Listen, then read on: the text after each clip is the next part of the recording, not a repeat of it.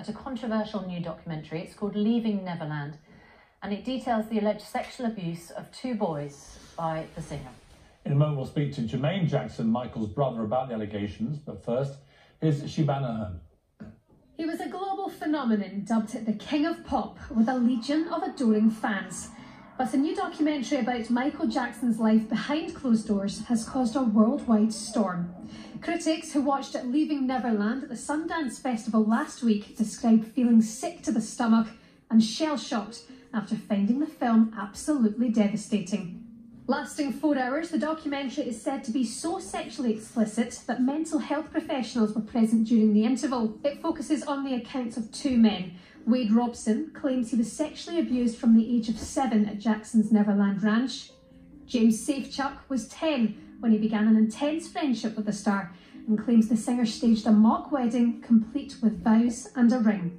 While he was alive, Michael Jackson faced at least 2 other allegations of sexual abuse, but maintained his innocence and was cleared of any charges in a 2005 trial. The Jackson family have condemned Leaving Neverland as a public lynching and an outrageous attempt to exploit and cash in on the singer's legacy. Well, Michael Jackson's brother, Jermaine, joins us now. Thank you very much indeed for joining us. Of course, these allegations familiar to you when Michael was alive, and now this new documentary revives them after his death. Have you seen the documentary? Do you know the details of the allegations? And what is your response to them? Let me start by saying this. Wade was in Michael's defense in a case in 2005 where he was asked to take the stand. And he was asked the question by Tom Mesereau, did Mr. Jackson ever molest you? Wade absolutely said no, absolutely not. And I can tell you, had he did, I would not be here because he was in Michael's defense. Then Mr. Mesereau asked, has Mr. Jackson ever touched you sexually? And he said, no, I wouldn't stand for it. And what has happened here is Joy contacted my ghostwriter to sit down with him to champion Michael's innocence and cementing Wade's testimony that was under oath. So what has happened that people don't know is Wade changed his story that he maintained before and after Michael's death. He tried to go out and shop a book deal. No publisher would touch it. He even sued the estate for $1.5 billion. It was tossed out of court. So the only thing left for him to do was sit down in front. No, he wanted to go out for the head choreography part for Cirque du Soleil. He was turned down from that. So what was left for him to do is to do a documentary. So he gets in front of a camera with a bunch of people and spews out all these nonsense statements. And that's when everything changed, when he was turned down the choreography part. Jermaine, there's no question. Jermaine, there's no question. Jermaine, if I may jump in, there's no question that what you say is true, that this guy gave evidence under oath and said the complete opposite to what he's saying now. People do that sometimes, particularly if they're victims. Part of the problem, I think, that you may have as a family with Michael, and I say this respectfully to you because I've always interviewed you many times and we've always got on well. Part of the problem people have with this, if they're on the outside, is that Michael settled multi-million-dollar lawsuits with boys who'd been in Neverland, shared a bed with him.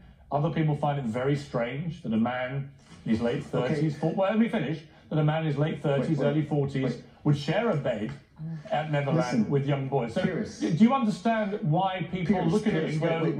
Wait. Paris, let me interject. Those were slumber parties, and what they didn't tell you was there were little girls there, even with their parents, their uncles, and they were sitting down watching movies, eating cookies, having fun, popcorn, watching films. And Michael said, Why does people relate the bed to sex, which shows you his innocence? But Michael's a big kid. So what I was saying, Jermaine, what I would say to you, though, is why did he make such huge settlements to people if he was completely innocent? Because during the time, I believe he was instructed by one of his legal team to do that. And that's why everybody's coming forth now. But I will say this, even when that settlement happened, the father killed himself because of guilt. And then the kids said, Michael never touched him. But he got tired of them dragging him through the mud and this and that. So that's what's going on now. I can but imagine. The father killed himself because of guilt. Okay. How sure can you be, Jermaine, that Michael was completely innocent? He obviously led a very strange, unusual life. We all accept that. You were his brother. I could totally understand why you would want to defend him, right? I was a huge fan of Michael as a performer, probably the greatest performer I've ever seen.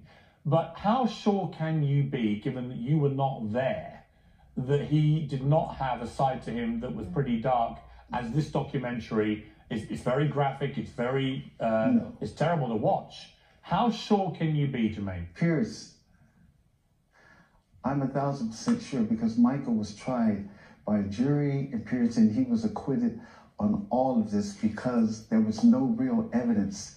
There was nothing there. And I would say this, our family are tired. We're very tired. Let this man rest. He did a lot for the world. Let him rest. And I'll just say this. There is no truth to this documentary. But you look at the series of events of Wade shopping book deals, filing the $1.5 billion lawsuit, trying to, and not to say, but he was very close to the family. He even went out with two of my nieces. What impact is it? Jermaine, let me ask you this. We read reports that Paris, Michael's daughters, had to go into rehab as part of the fallout from the trauma that this documentary has brought her as Michael's daughter and so on. What impact? Clearly it's had a huge impact on you as a family, but tell us the impact, the strain that it's had really on all the Jacksons, that this has now come out again. It makes these allegations. Michael's not here to defend himself. You're having to do it for him. But what has the strain been like for the family? Well, it's been very, very tough because we know we are a family, and when these things happen, we pull together, and the statement that we put out with the estate says it all as well. But I wanted to come on because I've always jumped to my brother's defense, even when he was living and now. But I'm just saying, he was tried with all of these things, and even Child Services of Los Angeles cleared him even before the trial in Santa Barbara. And so they had to sling him through the mud, and he was cleared of all of this. So it's nonsense. Jermaine, do you feel that you're going to forever have to be defending your brother, that there will ever be an end to these allegations and these claims? I hope so, but we're living in a time where people can say anything and then it's taken the truth. Under oath, he said what he said. They would rather believe a documentary. They'd rather believe a documentary than looking at what was said under oath in front of a judge, jury, everything. Absolutely not. He did not touch me. Absolutely not. Certainly, I mean, look, there was an interesting story on thedailymail.com that broke yesterday, which was that Wade Robson has not even told his mother, despite her repeated questioning, had always maintained that Michael did nothing inappropriate to him, and then finally said the opposite. And the difficulty, I guess, for anybody on the outside here, Jermaine, is who to believe. You know, you obviously have an inherent belief in your brother. He was a good man. Come on. But I'm not saying that. No. I'm not saying either way myself. I'm just saying you can see on the outside why people don't know what to think. There's a story. No. Don't say that, B, because you're putting that out there. Don't say that. The truth of the fact that he was under oath in front of a court and a jury, a judicial system in America, And he stated, absolutely not. I would not be here. I wouldn't stand for it. His mother gets in touch with my ghostwriter, championing Michael's innocence. And just cementing Wade's testimony under oath. So there you have it. But when you look at what has taken place, since then he's been at barbecues with a family and this, and it's just, it doesn't make any sense. Will you as a family, Jermaine, be taking legal action against the makers of the documentary now?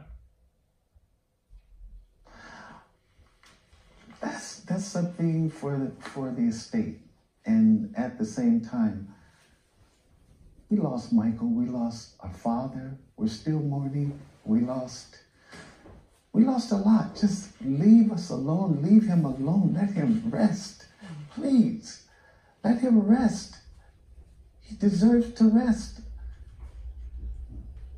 Jermaine, it's good to talk to you. I wish it had been under different circumstances. Normally we talk to you about what you're doing with your other brothers and the band and the music and so on, but obviously this documentary has reared these, ugly claims again, and you're having to defend them, and I respect the fact that you as a brother have come on our show today to do that, so thank you very much.